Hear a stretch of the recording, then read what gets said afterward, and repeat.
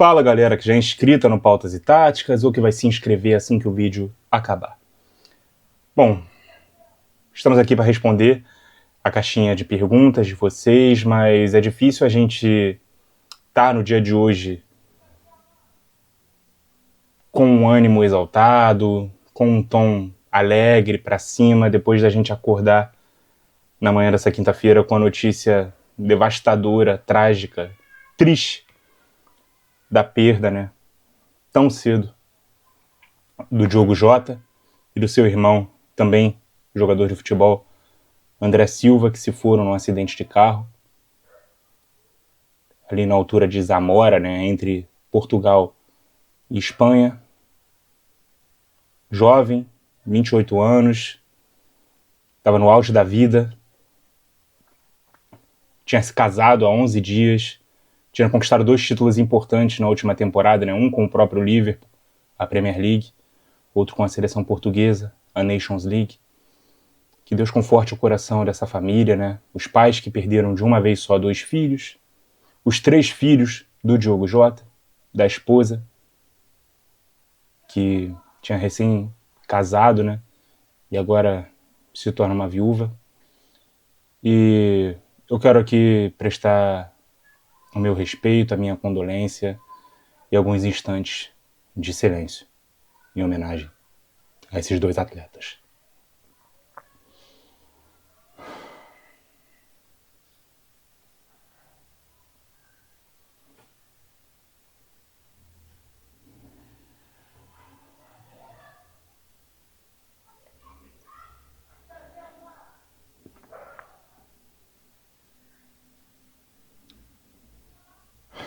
Bom, vamos lá, agradeço a paciência de vocês.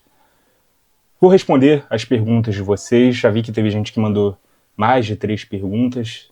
Vou responder todas as perguntas, mas já ficou o aviso aqui para a próxima, tá, gente? Se limitem a 3 perguntas pra gente não correr o risco de ter uma pessoa mandando 10, 15 perguntas, né? E meio que tirando a vez de outro, porque eu também me limito a responder as perguntas que não são repetidas dentro da mesma caixinha, beleza? Mas agradeço já de antemão todo mundo que mandou perguntas. Já peço desculpas também por esse clima, mas é que realmente eu fiquei muito sentido, cara, muito triste, porque a gente que trabalha com futebol, que é da comunidade do futebol, principalmente quando é um cara assim que a gente acompanhava semanalmente, né? Não era um cara afastado que a gente não conhecia, não, era uma figura realmente que estava com a gente ali todo fim de semana, né, na nossa TV, de um time grande, falando principalmente do Diogo Jota. Enfim, é muito triste, muito triste. Eu fiquei o dia todo aqui, assim, nesse clima. E, enfim, vamos tentar focar aqui nas perguntas de vocês, beleza? TH_Oliveira.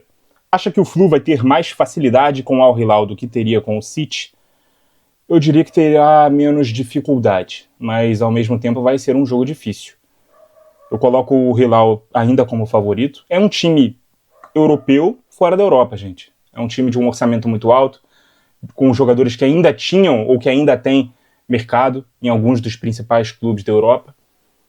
Mas o Fluminense pode ir lá fazer de novo o que fez contra a Inter de Milão. Eu acho que o Hilal é tão favorito contra o Fluminense quanto era a Inter de Milão, e o Fluminense não deu brecha para a Inter.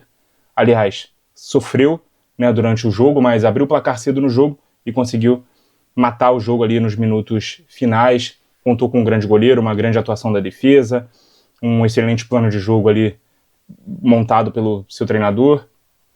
Então, vai ser um jogo equilibrado. Eu espero de tudo nesse jogo, mas se eu tivesse que dar um favoritismo para alguém, ainda assim seria do Hilal, o que não significa nada, beleza? Valeu, TH Oliveira. Araújo Juliano 12. O Botafogo fez bem em demitir o técnico? Cara, assim, eu acho que a gente tem que voltar lá atrás na decisão de escolher o Renato Paiva como técnico e responder a pergunta se ele foi o melhor treinador a ser escolhido. E eu te afirmo que não.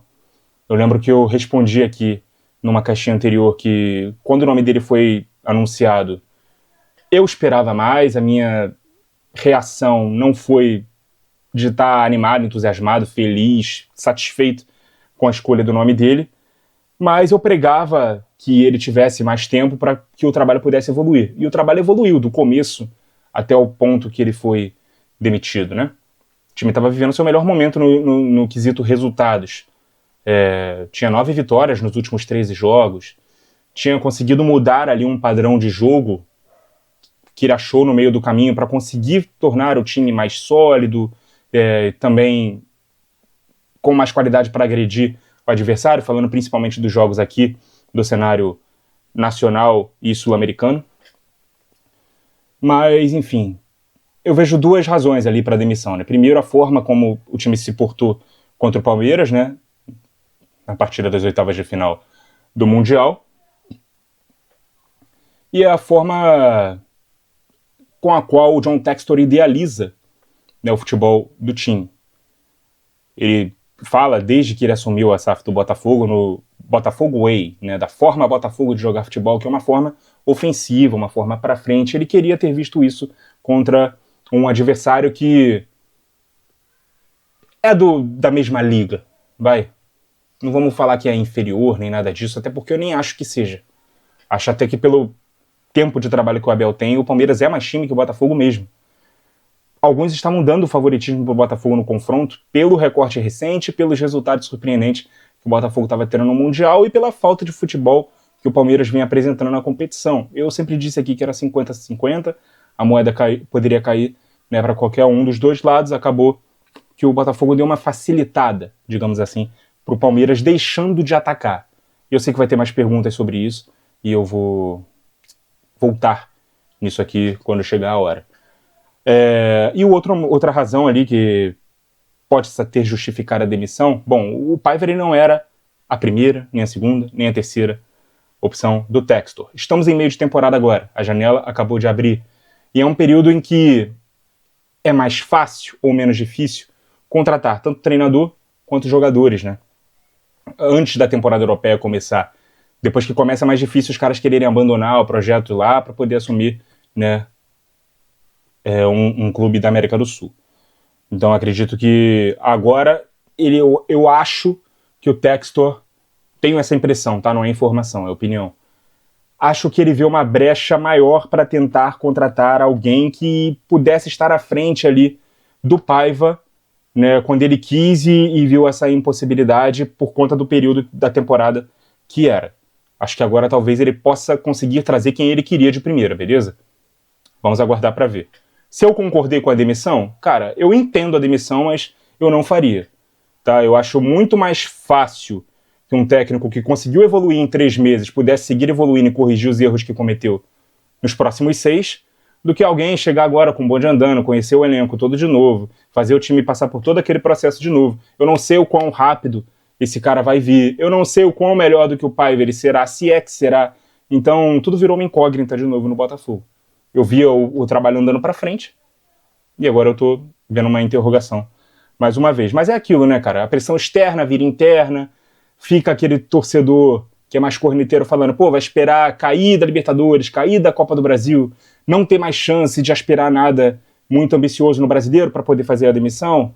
Então ele já fez logo nesse período aí que estamos sem jogos, né, devido à Copa do Mundo de Clubes, o Botafogo já é eliminado, para tentar trazer aí um novo comandante, beleza? Mais uma do Juliano. Se você fosse o técnico da seleção, qual seria seu esquema e seu time base? Cara, eu sempre venho pensando com a cabeça do treinador que está lá.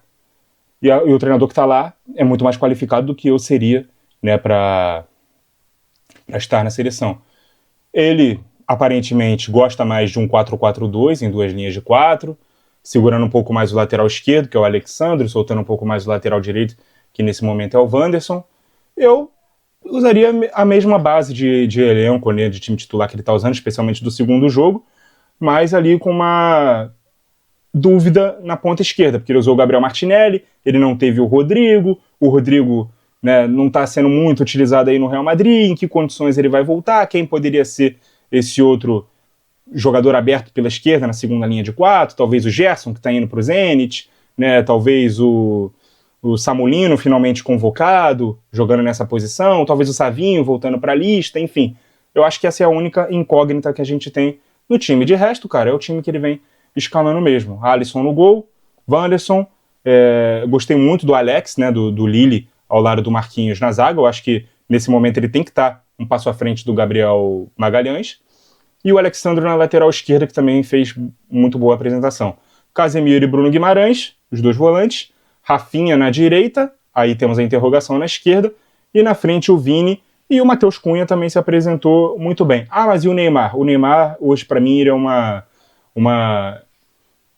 É mais provável, para mim, que o Neymar não esteja em condições clínicas e físicas de poder disputar a Copa do Mundo no ano que vem, do que eu tratá-lo como certeza e já ter uma vaga ali cativa para ele no time titular. Eu não trato o Neymar dessa forma, pelo menos não estou tratando nesse momento. Se ele conseguir realmente ter uma sequência e mostrar futebol para merecer ser convocado, nesse primeiro momento ele seria reserva, tá? Ele poderia fazer tanta função que o Matheus Cunha fez, né? No jogo contra o Paraguai, recuando ali entre as linhas, se transformando num falso 9, enfim. Ou até ser o reserva do Vinícius Júnior, né? Vindo de um vértice esquerdo ali, de um meio espaço à esquerda, um pouco mais à frente numa dupla de ataque, não na ponta e não centralizado. Como um segundo atacante, eu acho que ele poderia também fazer bem esse papel, mas nesse momento ou não estaria convocado ou seria reserva, beleza?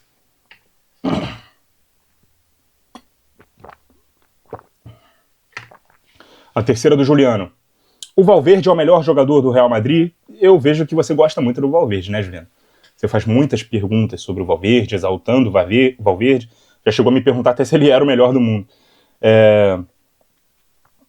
Eu acho que o melhor jogador de um time é mais questão de opinião de quem avalia. Eu não acho que ele seja, por exemplo, o jogador mais influente, mais decisivo, mais fundamental, mas ele é muito importante, ele é muito versátil, ele consegue fazer vários papéis, tecnicamente ele é muito bom, taticamente ele é muito obediente, fisicamente ele tem uma resistência muito grande, ele praticamente não cansa nos jogos, ele corre o tempo inteiro. Eu gosto muito do Valverde, mas, sei lá, eu acho que eu colocaria outros jogadores à frente dele, mais por questão de gosto, né? O Bellingham, o Vini, o Mbappé, enfim, o Courtois muitas vezes é mais decisivo, né, do que o Valverde nas partidas, mas o Valverde está ali entre os mais importantes, sem sombra de dúvida. Valeu, Juliano. João Destro, você é mais adepto da filosofia de jogar sempre bem, independente do resultado, ou o que vale é vencer, ainda que seja mais defendendo e dando chutão? Eu sou da filosofia, cara, que pra mim jogar bem é aplicar da melhor maneira possível aquilo que você se propõe a fazer. Se você se propõe a defender e contra-atacar, e você consegue ter êxito nisso, você está jogando bem. Agora, se você se propõe a se defender e você toma muita finalização, toma muito gol, isso não é jogar bem dentro da sua proposta.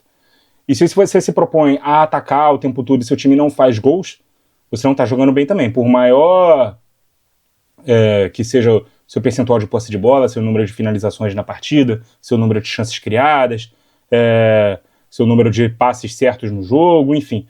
Jogar bem é aplicar da melhor maneira possível aquilo que você se propõe a fazer no jogo, beleza? Eu seria mais adepto das adaptações, sabe? Estudar o meu adversário e se adaptar a eles. Tentar anular os pontos fortes dele, potencializar os meus pontos fortes e explorar os pontos fracos que ele tem. E se eu fosse treinador, eu montaria o meu time dentro do possível, obviamente, para poder fazer essas pequenas adaptações, seja de nome, seja de sistema, seja de escalação, enfim, em cada jogo, para poder extrair do meu elenco o melhor que ele pode dentro daquela partida. Beleza? Mais uma do João. Acha que a decadência da seleção italiana se deve a um atraso tático, assim como nós? Não, cara, até porque eu acho que com o fim das escolas, dos estereótipos, né, e com um futebol mais globalizado, a gente tirou aquela pecha, aquela estirpe, como eu posso dizer, tem uma outra palavra, né, aquele estereótipo, melhor dizendo, né, do futebol italiano ser um futebol mais defensivo, né, a escola dos zagueiros, o catenaccio, o se defender e só se defender. Eu acho que os clubes italianos estão conseguindo ter uma mescla muito interessante, né? Ter times até mais ofensivos, que gostam mais da bola. O próprio Napoli é um exemplo disso, recente. A Atalanta também é um exemplo bom disso que a gente está falando, enfim. E com isso, eu não acho que o futebol italiano esteja atrasado, não.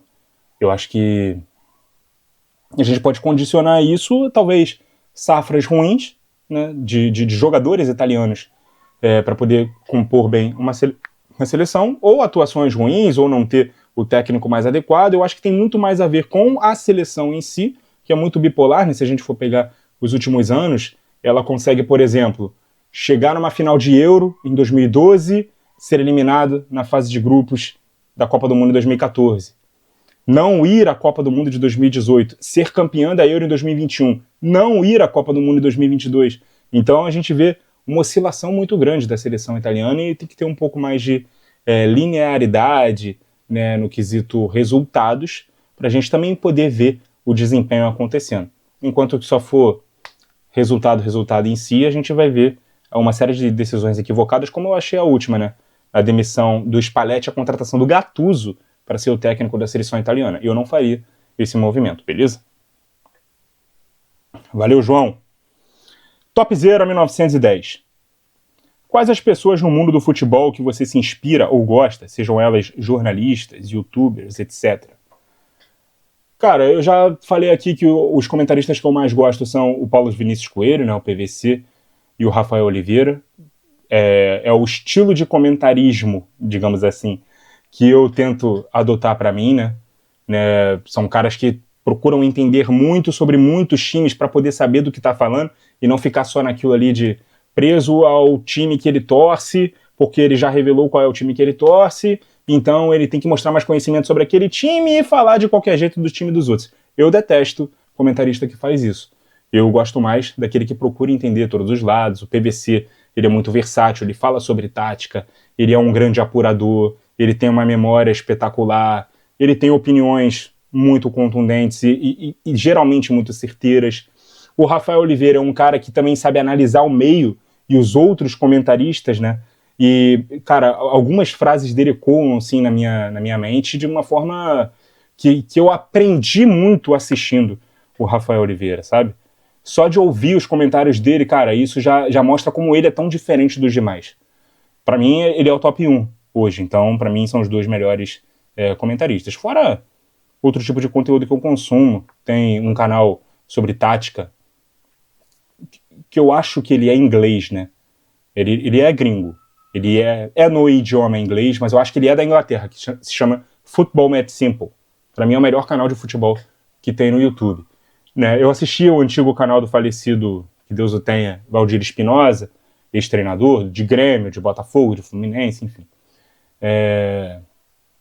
Entre outros canais de análise, né, o Categoria Canal, que eu sei que muitos de vocês assistem, tem o canal, meu Deus, Centro do Jogo, que é inclusive de um amigo meu aqui, que eu conheci através da internet, inclusive trouxe aqui, tem uma live aqui, né, que ele fez junto comigo, né, enfim, entre vários outros que eu peço até desculpa por não lembrar instantaneamente, mas que me ajudaram muito a expandir a minha mente e me estimulam a ser também um comentarista, um profissional, um jornalista melhor, beleza?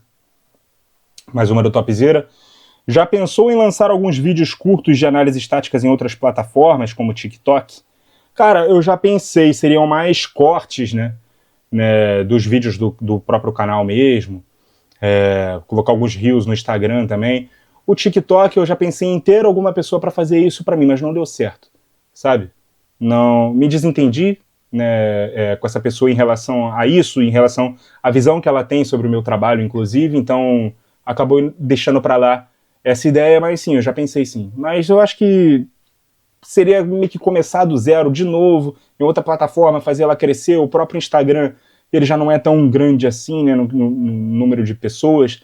Aqui a gente tem mais de 21 mil inscritos, no Instagram tem pouco mais de 2 mil seguidores, então começar numa outra plataforma de novo, criar um outro público de novo numa plataforma a qual eu não estou, isso seria mais complicado, então eu deixei essa ideia para lá, num primeiro momento, beleza? Obrigado, Topzera. Não sei se tem mais perguntas suas, mas por enquanto vamos aqui com as do André, que mandou 3 aqui na sequência. Não acha estranho esse desmanche acontecendo no Milan? Não, André, porque eles estão passando por problemas financeiros, já era anunciado, né, desde que, a partir do momento que eles não foram para a Champions League, que eles teriam que se fazer de alguns jogadores, eles não são hoje parte da elite rica europeia, então eles têm que fazer caixa e eles têm que vender bastante jogadores, então acaba sendo muito natural esse desmanche acontecendo. A segunda do André.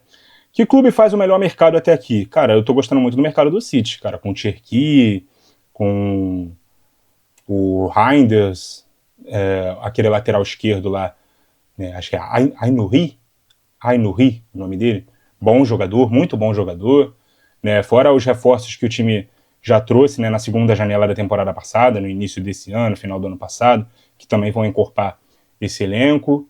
Acho que tem tudo aí para ir bem na próxima temporada. Para mim, a melhor janela até o momento é a do City, beleza?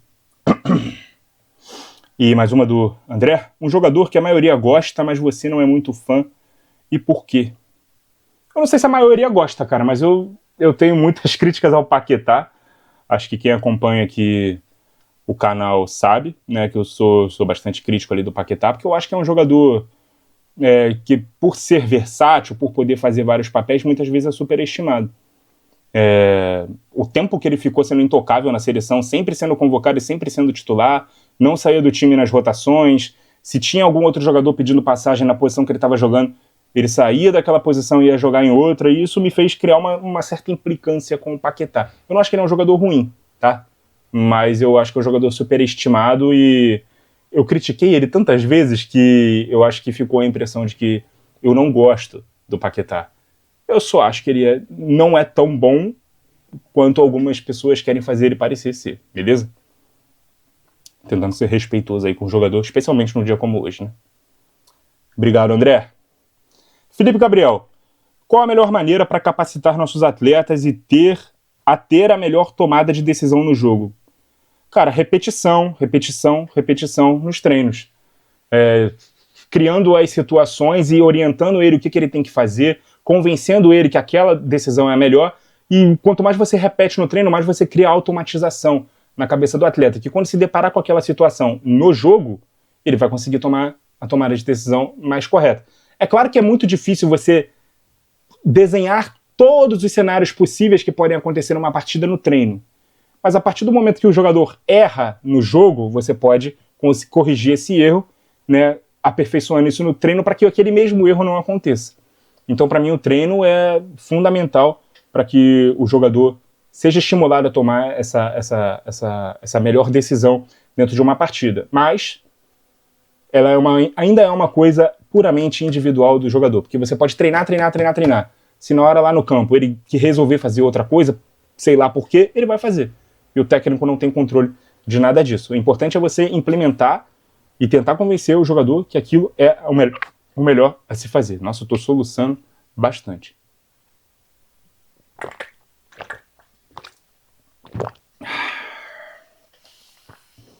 Vamos lá, segunda do Felipe.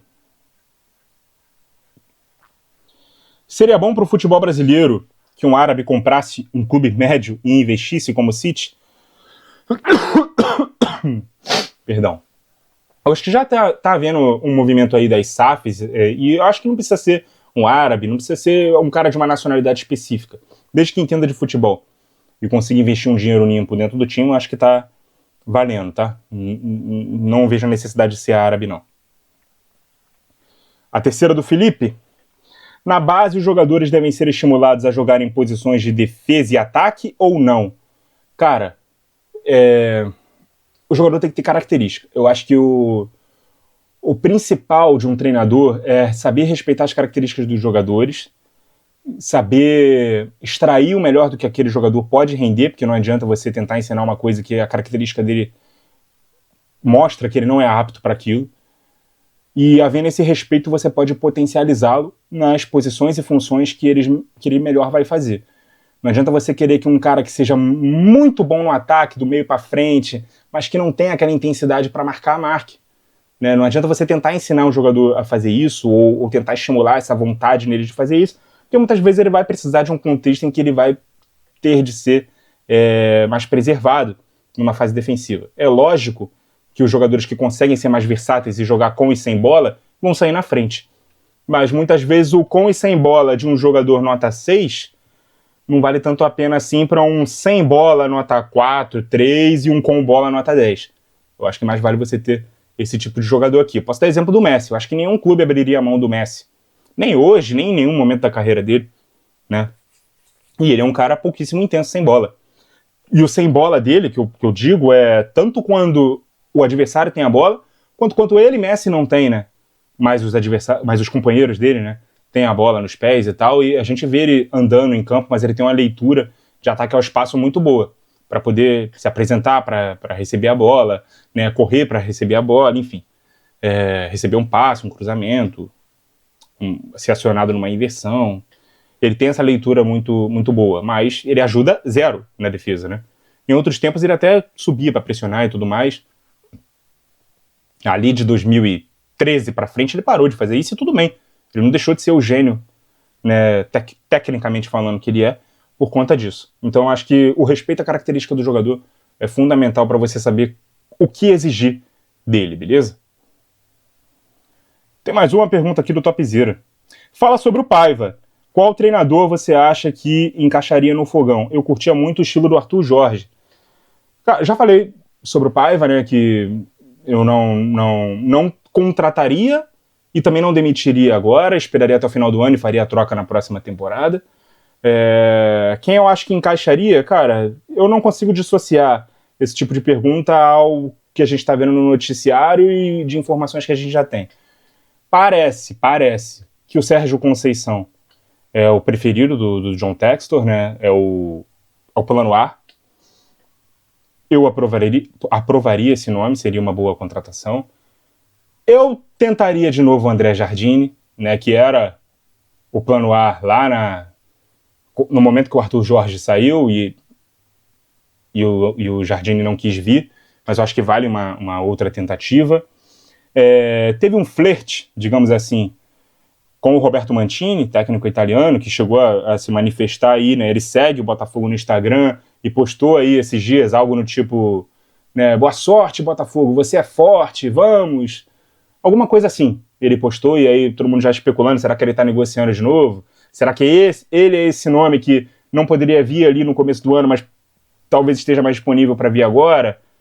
Também gosto desse nome. E talvez um nome que não esteja na pauta do Botafogo, mas que eu acho que seria bom, é o do Marcelo Gajardo, técnico do River Plate. Um cara que tinha expectativa de ir para a Europa, não foi para a Arábia Saudita, ficou pouco tempo lá, voltou para o River, está lá no River.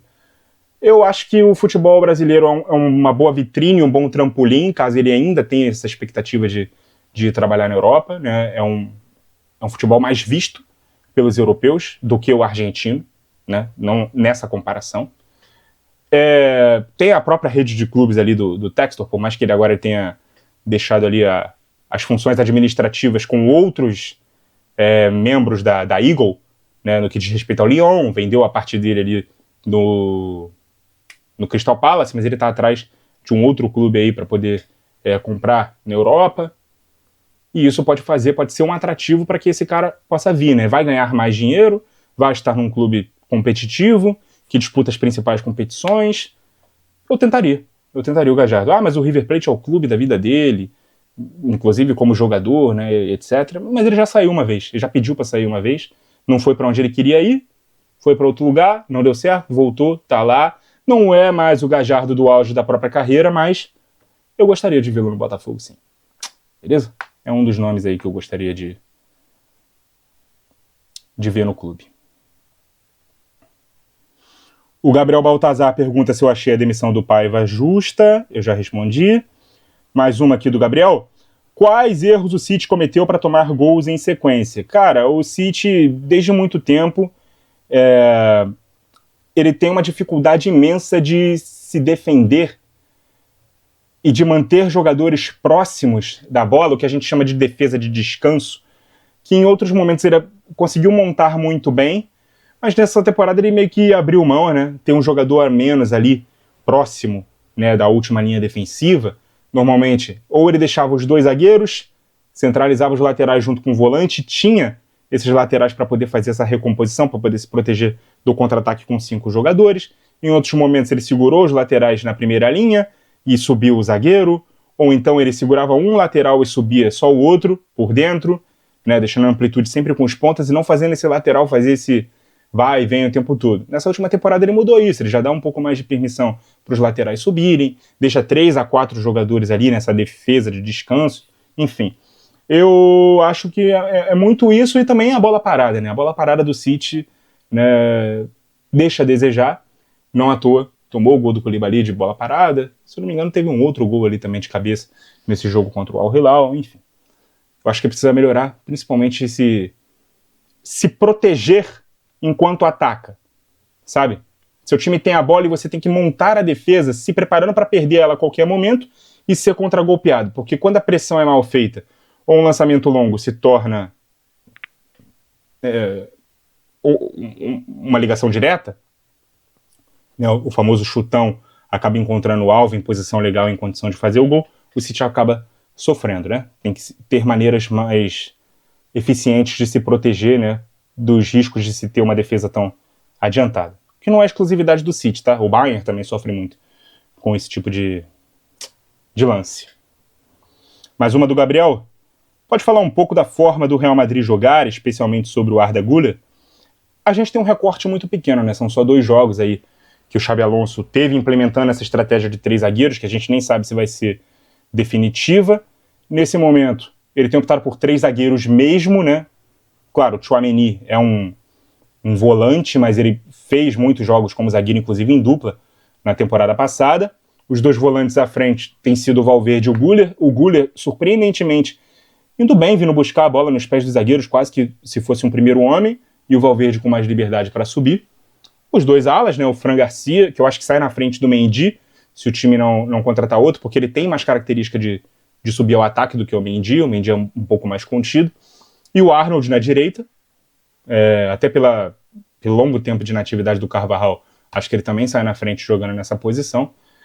E aí, cara, ele faz ali um movimento do Bellingham saindo do vértice direito para dentro, do Vini saindo do vértice esquerdo por trás do centroavante para jogar meio que ao lado dele, né, em diagonal, caindo menos pro lado do que ele fazia normalmente, porque o Fran é quem está ocupando aquele corredor esquerdo, e um centroavante mesmo, né, não um cara com mais características de segundo atacante, como é o Mbappé, como é o Endrick. O Gonçalo, ele é realmente um centroavante, e eu acho que essas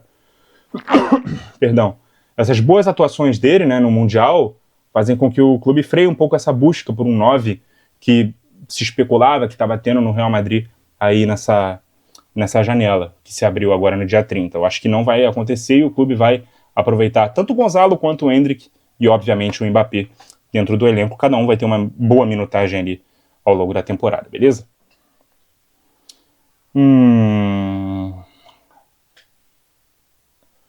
Agora eu vou para a pergunta do Fernandes, Matheus Fernandes, porque depois tem 5 perguntas do César. Puxar a orelha do César, hein? É só 3, César. Mas eu vou responder as suas 5 perguntas, tá? Eu acho que alguma aqui é repetida, mas vamos lá. Primeiro do Matheus Fernandes. Você acha que o Crespo usará os esquemas de 3 zagueiros agora no São Paulo como usava antes? Não sei, cara. Não sei. Eu acho que os zagueiros que ele tinha no São Paulo antes eram mais qualificados do que os atuais, né? Não sei se o São Paulo vai conseguir contratar outros grandes reforços. Confesso que não sei se o Crespo continuou adepto de 3 zagueiros na sequência dele na carreira, né, nos outros clubes que ele comandou. Então, realmente, eu acho que é uma boa pergunta, mas é uma incógnita também para mim, tá? Tô curioso para ver como é que ele vai escalar esse time do São Paulo. Valeu, Matheus. Agora sim, vamos pro César. A primeira já é repetida, tá? Por que o técnico do Fogão foi demitido? Já respondi. Segunda, por que o Fogão não conseguiu jogar contra o Palmeiras? Eu acho que por uma questão de postura, né? A maioria das perguntas dele aqui é sobre o Botafogo. Por uma questão de postura, né? O Paiva, ele meio que deve ter pensado, pô, eu consegui jogar muito bem, até melhor do que na primeira rodada, quando eu usei um time mais ofensivo, tentando propor o jogo e tal, e passei calor aqui, joguei mal, né, principalmente na reta final daquele jogo, contra o Seattle, e joguei muito bem contra 2 times muito fortes, né, que são o PSG e o Atlético de Madrid, com essa proposta mais defensiva. Nesses 2 jogos em que eu me defendi muito bem, eu tive chances de atacar. Ganhei, inclusive, o primeiro jogo, e no segundo poderia ter ganho, poderia ter feito gols porque tive chances. Agora eu vou enfrentar o Palmeiras, que é um time no cenário nacional dominante, que é um time que, se não fosse essa competição, todo mundo estaria tratando como favorito, essa é a verdade. E, cara, por mais que ele não tenha a mesma força, as mesmas armas do que um time europeu, e dê pra eu olhar nos olhos deles, eu provavelmente vou sofrer menos na defesa e vou ter mais chances de atacar jogando nessa estratégia. Então eu vou repetir essa estratégia. Eu acho que ele pensou dessa forma. Eu esperava ver um Botafogo que olhasse mais no olho do Palmeiras, que tentasse uma trocação um pouco maior, a mesma postura do que o jogo da primeira rodada do Campeonato Brasileiro, em que foi 0-0 com o Botafogo jogando melhor dentro do Allianz Parque. Eu esperava essa postura do Botafogo nesse jogo. Não foi o que aconteceu, ele meio que teve medo de mudar, medo de dar errado, de repente tomar mais do que um gol só, perder o jogo no tempo normal, e aí ter que se lançar para o ataque de qualquer jeito, expor mais o time ainda, acabar perdendo feio. Nesse sentido, até que deu certo, né? Porque ele só tomou um gol, levou o jogo para prorrogação, ficou a 20 minutos de levar o jogo para os pênaltis, mas ele errou no sentido de não ter um plano ali para contra-atacar, não ter um plano ali de e quando a gente tiver a bola, o que a gente vai fazer? Ele colocou 9 jogadores atrás da linha da bola e isolou o Igor Jesus. Os laterais do Palmeiras, tanto o Giai quanto o Piquerez, fazendo um bom cerco ali junto com os 2 zagueiros. Então sempre que o Igor Jesus, que era a única arma ofensiva de escape, de contra-ataque do Botafogo, tinha a bola, ele tinha uma parede ali de 3 jogadores na frente dele. O Palmeiras não jogou com a linha tão alta assim como jogaria o PSG, o Bayern, o City e qualquer outro time europeu, né? O Palmeiras tomou mais cuidados também com o momento ofensivo do Botafogo. Se o Botafogo tivesse se imposto mais, a gente nunca vai saber o que aconteceria, mas provavelmente teria mais chances de agredir o Botafogo, mais chances de finalizar no gol do Everton, mais chances criadas para o Igor Jesus, que passou fome nessa partida. O Savarino é prejudicado por essa estratégia, porque ele não é um ponta esquerda, ele tem que jogar em uma região mais centralizada, não exatamente como meia, tá? Mas como um segundo atacante, como ele fez no ano passado com o Arthur Jorge. E eu esperava que ele voltasse para o 4-4-2 e dava para voltar sem mexer as peças naquela mesma partida.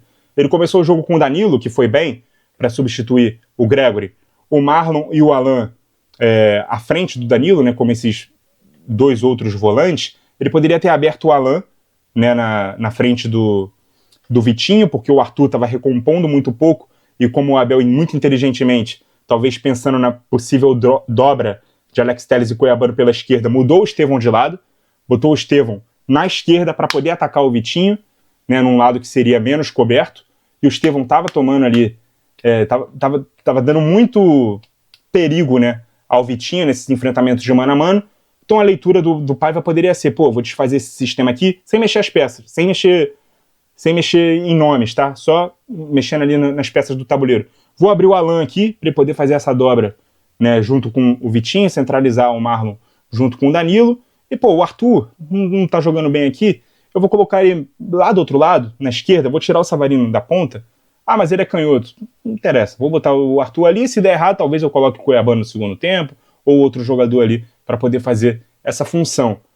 Eu acho que ele continuaria bem protegido, mas ele teria muito mais poder de contra-ataque, poderia conectar mais o Savarino no jogo e não apanharia tanto ali do lado direito. Mas isso aí vai ser um eterno arrependimento que ele vai ter, e é uma pena, cara, que o Botafogo tenha saído da competição da forma que saiu, beleza? A terceira aqui, ó, o que a torcida e a mídia especializada achou do Botafogo contra o Palmeiras? Acho que mais ou menos essa mesma opinião que eu acabei de dizer, né? Que o time poderia mais e acabou, né, fazendo um jogo demasiadamente defensivo e poderia ser diferente, mas poderia ser diferente para os 2 lados, né? Tanto o time poderia agredir mais o Palmeiras, né, quanto também poderia correr mais riscos de sofrer gol. Aí, a última que ele faz sobre esse jogo: você viu que o Fred Caldeira falou sobre Botafogo e Palmeiras? Concorda? Eu confesso que eu não tinha visto. Aí eu vi a sua pergunta e eu fui ver o que ele falou. Entre muitas outras coisas que já foram ditas aqui, ele também disse o seguinte: a partir do momento que o Botafogo tomou o gol, ele partiu para cima, porque se viu num senso de urgência e conseguiu agredir o Palmeiras a ponto de reverter o massacre estatístico, né, já que o Palmeiras tinha finalizado mais de 3 vezes o número de finalização do Botafogo, até o momento que conseguiu fazer 1-0, e o Botafogo conseguiu encostar. O jogo terminou 19-16 em finalizações. Eu também digo, o Fred Caldeira, eu fiquei prestando atenção no que ele ia falar sobre esse jogo, para poder meio que contra-argumentar, o seguinte, cara, o Botafogo conseguiu agredir mais o Palmeiras também, porque com o jogo ganho, o Palmeiras não precisava se expor tanto assim. Ele podia também tomar mais cuidados defensivos. Então, o Palmeiras gastou tanta energia num jogo meio-dia, né, correndo para poder fazer o gol, que quando fez, passou a tomar mais cuidados defensivos também. Inclusive o Paulinho, é bom lembrar, só podia jogar 30 minutos, fez o gol, saiu e quem entrou no lugar dele foi um zagueiro. Porque o jogo já estava 1-0, então entrou mais um jogador ali para defender. E ali nos minutos finais, o Gustavo Gomes depois foi expulso e tal, não ficou o buraco na defesa, porque já havia ali um zagueiro reposto no jogo, beleza? E a última do César. Qual a posição que o Gerson faz? Porque joga na ponta, uns dizem volante, na seleção ninguém sabe. Cara, ele é um meio-campista que praticamente joga em qualquer posição ali, né, dentro do setor. Acho que ele só não faz primeiro volante. Não à toa o apelido dele é Coringa, né? Porque ele pode ser usado em várias posições. Eu lembro que no Fluminense ele já foi usado de 10, de ponta esquerda. Agora no Flamengo vinha sendo utilizado, né, como esse meia aberto pela direita, cortando para dentro, porque ele é canhoto. Na seleção com o Ancelotti ele voltou a fazer, né, a meia esquerda ali, né, da segunda linha de 4. Ele é um segundo volante, ele é um camisa 8. Na seleção ele pode também fazer a função ali de um terceiro homem ali jogando com outros 2 jogadores. Então ele pode realmente cumprir qualquer papel dentro do meio campo, exceto para mim, na minha opinião, a função do primeiro volante, porque ele não tem aquela pegada na marcação que a posição demanda. Talvez ele pudesse ser um bom redista, mas aí precisaria de outros jogadores mais defensivos para jogar na frente dele. E em nenhum cenário em que ele já jogou na vida algum dia foi o caso. Mas é isso, cara. No Flamengo ele vinha jogando aberto pela direita, na seleção ou de terceiro homem de meio de campo, né, como um terceiro volante ali de um 4-3-3, ou aberto pela esquerda, como foi no primeiro jogo do Ancelotti. Vamos ver aí. Se ele vai seguir sendo convocado, pra gente ver como ele deve ser aproveitado, e como ele vai jogar lá no Zenit. Isso aqui vai ser mais difícil de acompanhar, porque eu confesso que eu não assisto futebol russo, tá? Mas enfim, talvez a gente fique sabendo de alguma coisa depois que ele efetivamente for pra lá. Deixa eu atualizar aqui, gente, para ver se tem mais pergunta. Não, isso aqui então foi a última. Então agradeço todo mundo aí que mandou as perguntas. Peço desculpas mais uma vez por esse tom mais abaixo, mas eu acho que o momento pedia. E, gente, deixa eu dar um recado final aqui para vocês também sobre essa questão, né? Sobre essa notícia triste que a gente recebeu sobre o Diogo Jota. Porque sempre que acontece alguma coisa assim, seja com alguém próximo, alguém que eu conheço, ou alguém que eu admiro, acompanho de longe, né, no caso aqui, se tratando de um jogador de futebol que atuava em um dos maiores clubes do mundo. Então, a gente meio que se sente também próximo, né, desses jogadores que a gente acompanha mais, a gente sente, bate na gente a notícia de uma forma diferente, e sempre que esse tipo de coisa acontece, eu me pego muito reflexivo, sabe? Sabe, como tem tanta gente assim que se acha tão superior aos outros e, cara, a gente tá aqui de passagem, todo mundo quando chegar a hora, vai para o mesmo lugar. Então, vamos parar com essa bobagem de achar que a gente é melhor que o outro, vamos ter um pouco mais de humildade e vamos também deixar o orgulho de lado, principalmente se você gosta de alguém, se você ama uma pessoa e de repente você tá numa relação, uma situação mais afastada, discutiu, brigou, tá sem falar, com um amigo seu, amiga, né, uma pessoa que você já se envolveu romanticamente, ou até seus pais, ou algum outro membro da família. Cara, se você tiver que resolver alguma coisa, resolva. Resolva. Porque a gente nunca sabe quando o nosso tempo para resolver esse tipo de situação vai acabar.